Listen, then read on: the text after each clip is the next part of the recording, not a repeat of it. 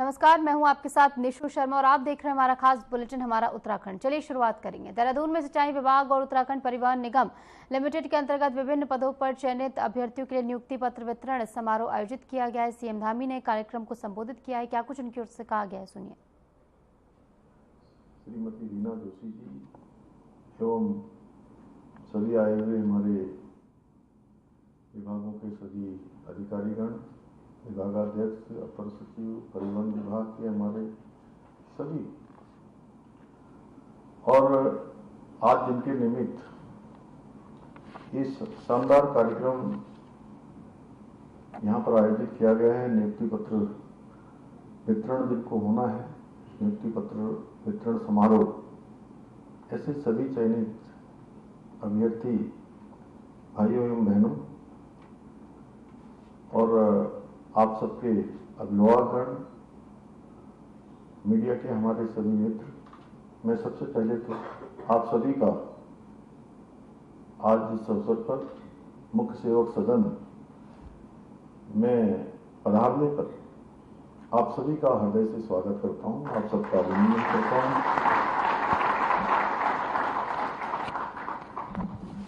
ये मेरे लिए आज अत्यंत हर्ष का विषय है कि आज मुझे परिवहन निगम में मृतक आश्रित कोटे के अंतर्गत 43 पात्र आश्रितों को परिचालक पद पर नियुक्ति पत्र प्रदान करने के साथ साथ ही सिंचाई विभाग के 129 नव चयनित प्रारूपकारों एवं 15 नव चयनित नलकूप मिस्त्रियों को भी नियुक्ति पत्र प्रदान करने का सौभाग्य प्राप्त हो रहा है।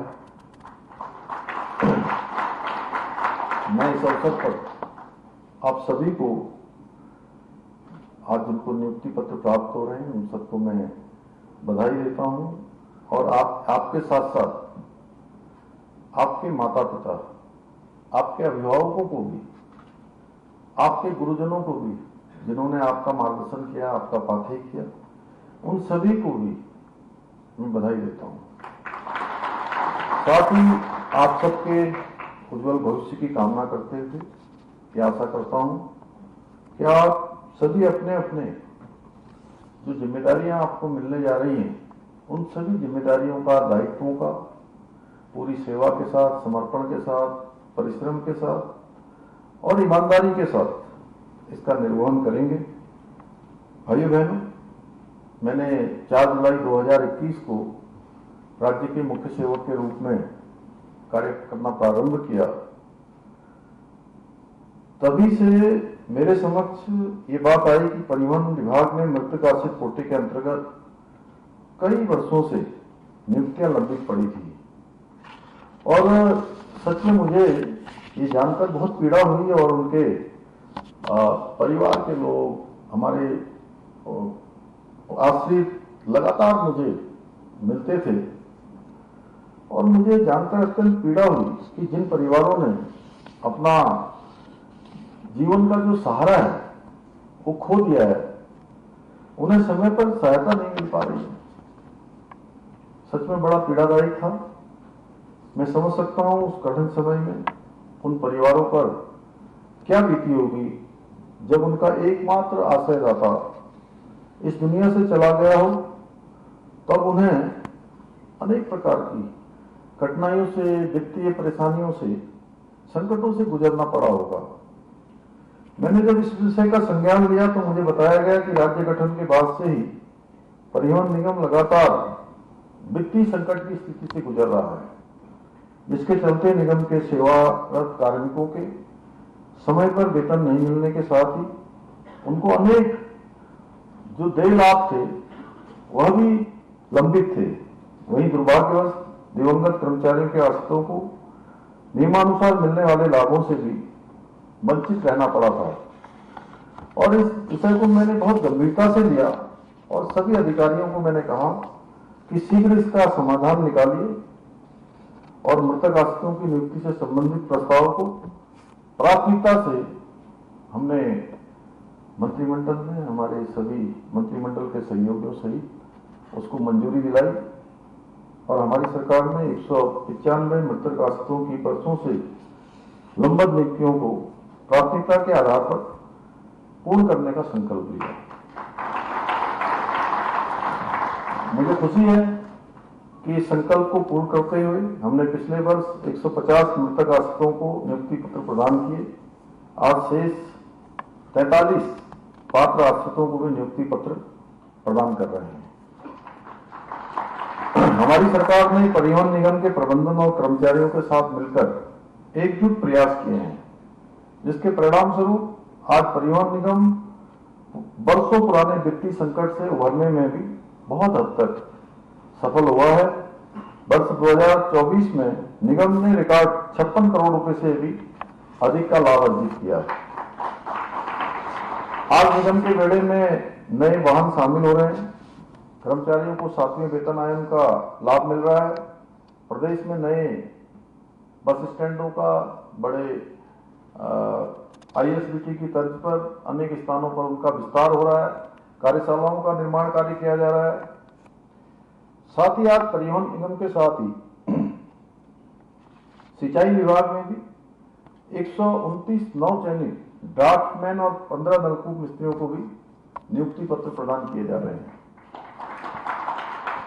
जैसा अभी सतपाल महाराज जी ने बताया कि परिवहन विभाग, सिंचाई विभाग हमारा कितना महत्वपूर्ण है और उत्तराखंड जैसे पर्वतीय राज्य में सिंचाई योजनाओं का विस्तार, कृषि उत्पादकता में वृद्धि राज्य की अर्थव्यवस्था और किसानों की समृद्धि के लिए, उनके विकास के लिए अत्यंत आवश्यक है। ऐसे में आप सभी नवनियुक्त ड्राफ्टमैन और नलकूप मिस्त्रियों की भूमिका राज्य की सिंचाई व्यवस्था के कुशल संचालन में बहुत महत्वपूर्ण हो जाती है।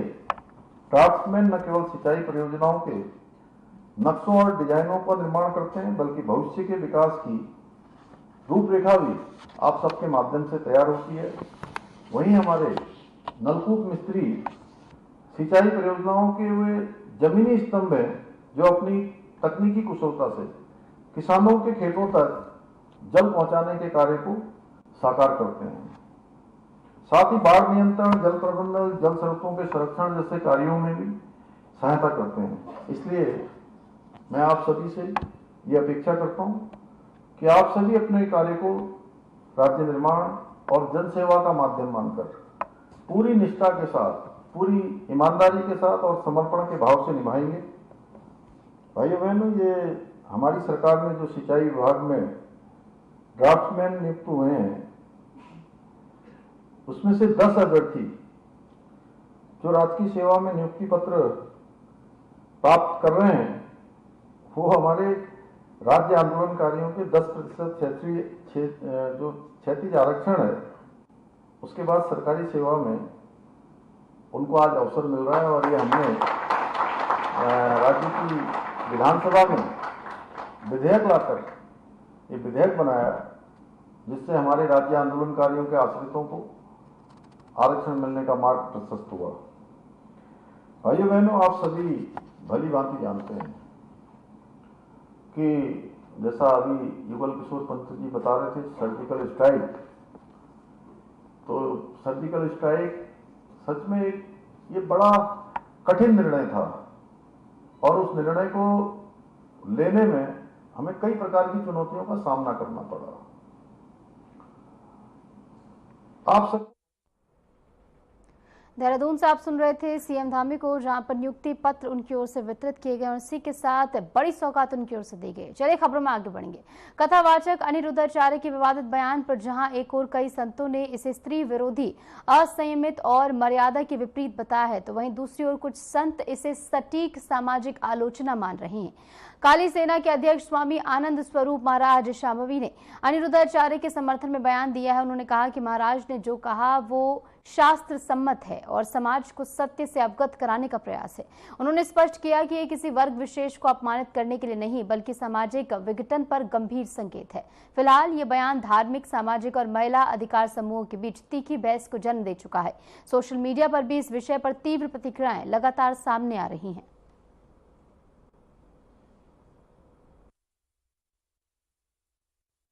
अनिरुद्धाचार्य एक अच्छे प्रतिष्ठित व्यक्ति हैं और सनातन की ध्वजा को, पताका को फहराते हैं। उनका एक नाम है सोशल मीडिया पे हर तीसरा पोस्ट उनका रहता है। इस तरह की टीका टिप्पणी से उनको बचना चाहिए। और ये लिव इन का जो चला है, ये तो देखिए हमारे समाज में इसको गलत मानते हैं। विडंबना क्या है कि आजकल के लोगों की कि वो पाश्चात्य को लेके जीना चाहते हैं और इंडिया कल्चर को भी लेके जाना चाहते हैं, भारतीय कल्चर सभ्यता। भारतीय सभ्यता उसके बिल्कुल विपरीत है। ऊपर से कोर्ट के आदेश के अनुसार जो नया आदेश आया, लिव इन को एक सर्टिफाइड कर दिया गया है। ये अब इस चीज़ पे टिप्पणी करने की बनती नहीं है, उनको भी नहीं करना चाहिए। इस तरह की टिप्पणी से बचना चाहिए। अपने ऊपर इस तरह से आरोप लगेंगे, उसको रोकना चाहिए। अनिरुद्धाचार्य जी महाराज ने एक सत्य क्या कह दिया। पूरे जो फेमिनिज्म वाले लोग हैं, वो जो गैंग है, वो पूरी तरह से बिलबिला गई है। आकर के टीवी पर, सोशल मीडिया में तरह तरह के ज्ञान दे रही है। मेरी बहन कहने में भी आप लोगों को शर्म ही आती है, लेकिन फिर भी हमारा संस्कार है। अनिरुद्धाचार्य जी ने धर्म सम्मत बात कही। एक स्त्री यदि 4 पुरुषों से संपर्क में, चाहे वो लिव इन में हो या कोई हो, हमारे अभी हाल ही में एक डिबेट में मौलाना साजिद रशीदी ने सपा सांसद डिंपल यादव पर आपत्तिजनक टिप्पणी की, जिसके बाद उनकी सरेआम पिटाई कर दी गई। दूसरी ओर करणी सेना नेता योगेंद्र राणा ने सपा सांसद इकरा हसन को लेकर भद्दी टिप्पणी करते हुए निकाह की बात कही है, जिस पर बवाल मच गया और एफआईआर दर्ज हुई। इस घटनाओं पर उत्तराखंड सपा नेता नदीम अख्तर ने तीखा बयान दिया। उन्होंने कहा है कि जो महिला सांसदों का अपमान करेगा, अब जवाब मंच पर नहीं मैदान में मिलेगा। आइए सुनते हैं उन्होंने आगे क्या कुछ कहा।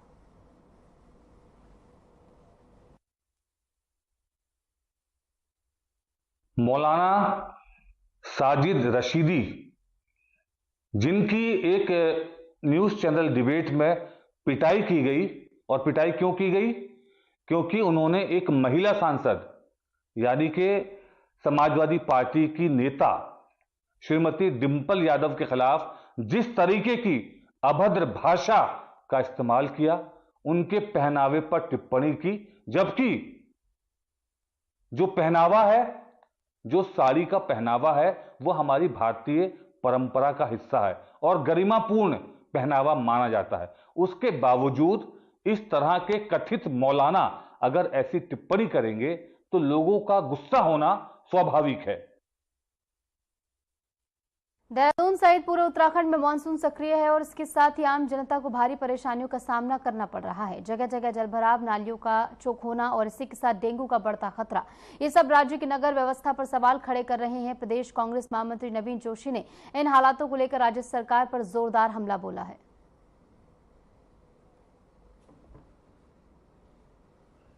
ये तो धरातल में कहीं भी नहीं दिख रहा है। बरसात का सीजन चल रहा है, जगह जगह जलभराव हो रहा है।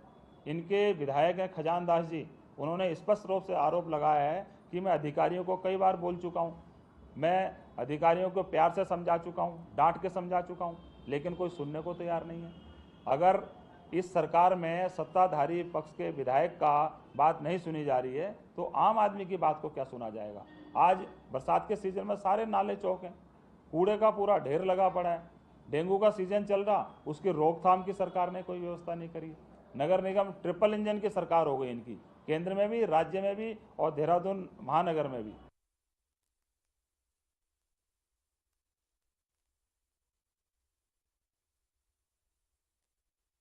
में 3 अगस्त को आयोजित होने जा रही पुलिस आरक्षी भर्ती की लिखित परीक्षा को लेकर तैयारियां जोरों पर हैं। इसी क्रम में वरिष्ठ पुलिस अधीक्षक अजय सिंह ने पुलिस कार्यालय में अधिकारियों के साथ उच्च स्तरीय बैठक कर परीक्षा व्यवस्थाओं की समीक्षा की। बैठक में एसएसपी ने सभी परीक्षा केंद्रों पर पारदर्शिता और सुरक्षा सुनिश्चित करने के लिए नियुक्त अधिकारियों और कर्मचारियों को स्पष्ट निर्देश जारी कर दिए। उन्होंने आगे कहा है कि परीक्षा ड्यूटी के दौरान कर्मियों को पूर्ण निष्ठा और कार्यकुशलता के साथ अपने दायित्वों का निर्वहन करना है। एसएसपी ने यह भी निर्देश दिए हैं कि परीक्षा केंद्रों पर उम्मीदवारों की प्रॉपर चेकिंग की जाए, किसी भी बाहरी व्यक्ति को प्रवेश न दिया जाए और सभी प्रकार के इलेक्ट्रॉनिक गैजेट जैसे कि मोबाइल फोन और इसी के साथ स्मार्ट वॉच आदि ले जाने की अनुमति नहीं होगी, पूर्ण रूप से इन्हें प्रतिबंधित रखा जाएगा। इसके अलावा परीक्षा केंद्रों के आसपास अनावश्यक भीड़ जमा न हो, ये सुनिश्चित करने के लिए पार्किंग व्यवस्था का सुदृढ़ किया जाए और संदिग्ध गतिविधियों पर निगरानी रखने के लिए मोबाइल टीमें तैनात की जाए।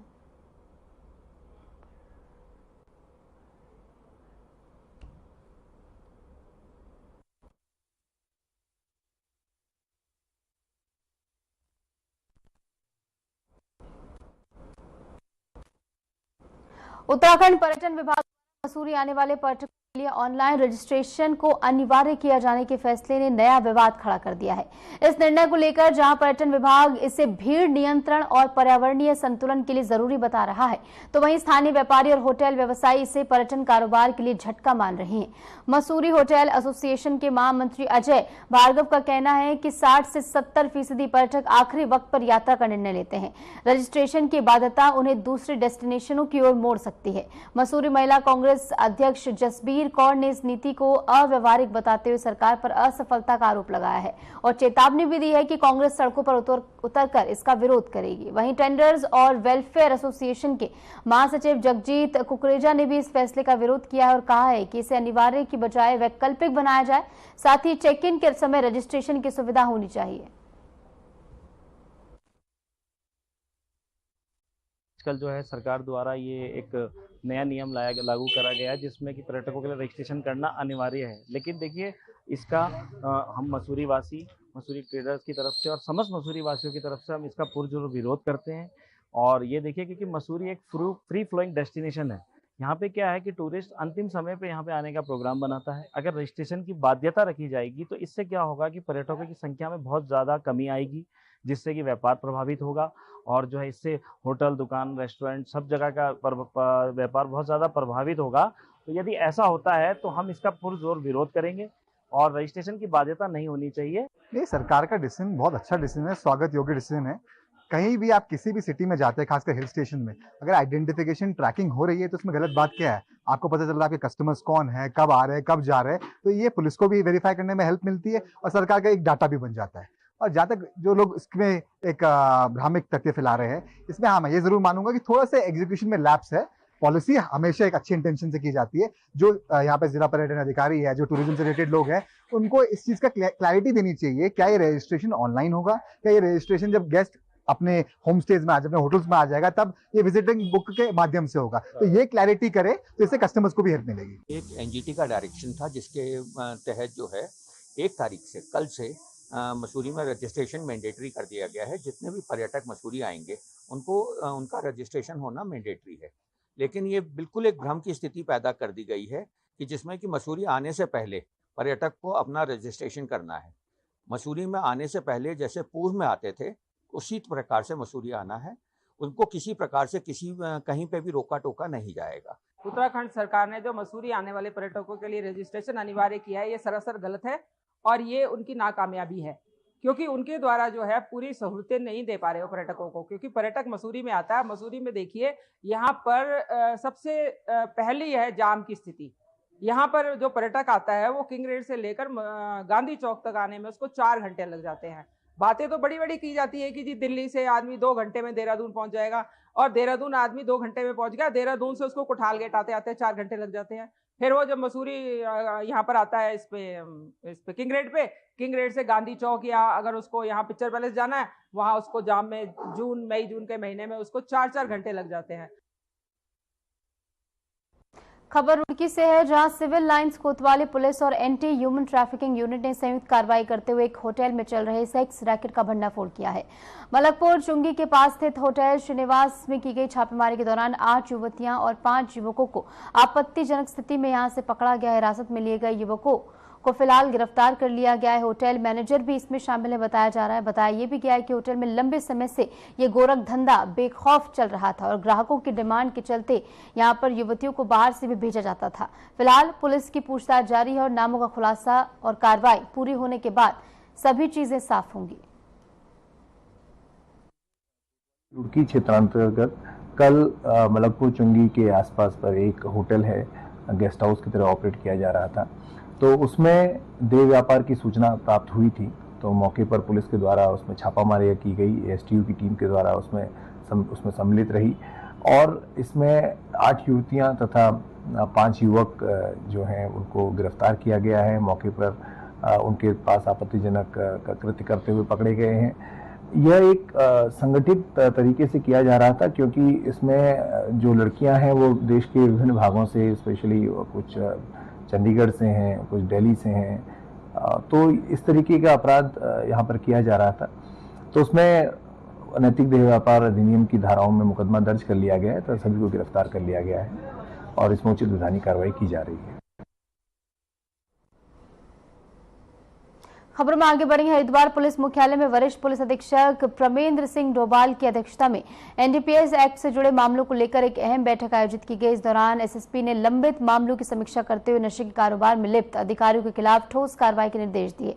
एसएसपी डोभाल ने वंचित अभियुक्तों की गिरफ्तारी में लापरवाही बरतने वाले विवेचकों की कड़ी यहां पर उन्हें फटकार लगाई है और ये कहा है कि नशे के खिलाफ चलाए जा रहे अभियान में किसी भी प्रकार की ढिलाई बर्दाश्त नहीं की जाएगी। सभी विवेचकों को समयबद्ध और प्रभावी कार्रवाई सुनिश्चित करने के निर्देश दिए गए हैं।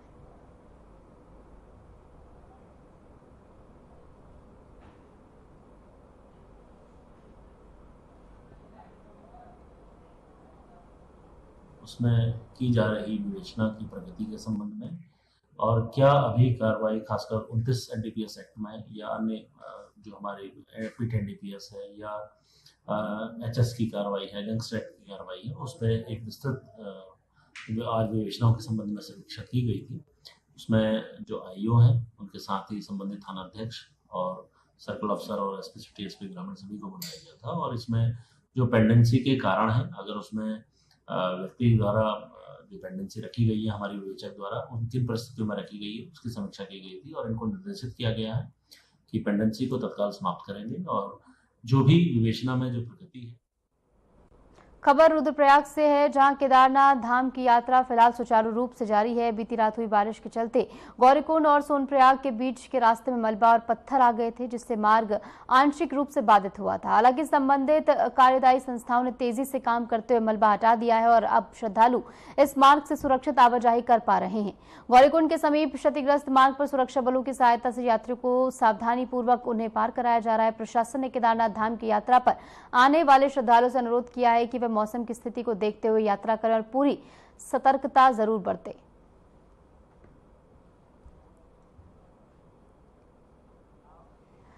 उत्तराखंड के टिहरी गढ़वाल जिले से आ रही ये खबर, जहां थाना कैंपटी क्षेत्र के अंतर्गत सुमन क्यारी चौक और नैनबाग में एक पिकअप वाहन अनियंत्रित होकर लगभग 300 मीटर गहरी खाई में गिर गया। सीधे यमुना नदी में ये समा गया और हादसे के समय वाहन में 4 लोग सवार थे।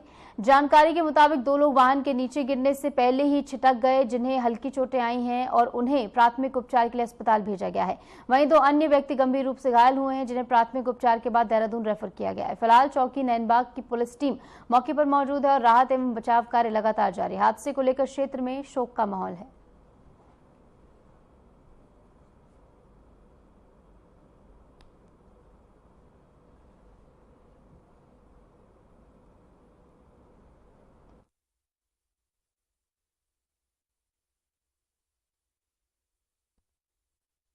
उत्तराखंड में एक बार फिर मौसम का मिजाज बिगड़ने वाला है, जहां पर मौसम विज्ञान केंद्र देहरादून के अनुसार 2 अगस्त से 5 अगस्त तक राज्य के अधिकांश जिलों में हल्की से मध्यम बारिश का सिलसिला बना रहेगा। वैज्ञानिकों के मुताबिक देहरादून, टिहरी, पौड़ी, नैनीताल, बागेश्वर और उधम सिंह नगर जिलों में भारी बारिश की संभावना है। वहीं 3 अगस्त को देहरादून और बागेश्वर में भारी से बहुत भारी बारिश हो सकती है। इसके बाद 4 और 5 अगस्त को राज्य के कई हिस्सों में तेज बारिश की चेतावनी जारी की गई है। मौसम विभाग ने लोगों से सावधानी बरतने और इसी के साथ नदी नालों के आसपास न जाने की अपील की है और प्रशासन को भी सतर्क रहने के निर्देश दिए गए हैं।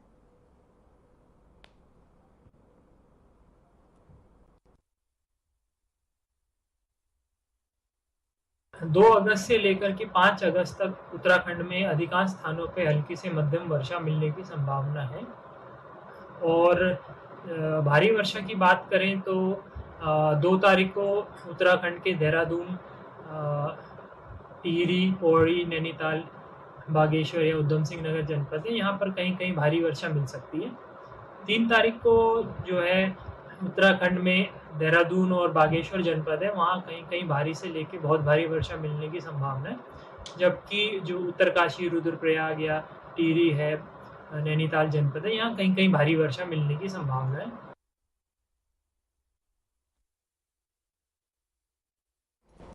और फिलहाल के लिए हमारे इस खास बुलेटिन में इतना ही। नमस्कार।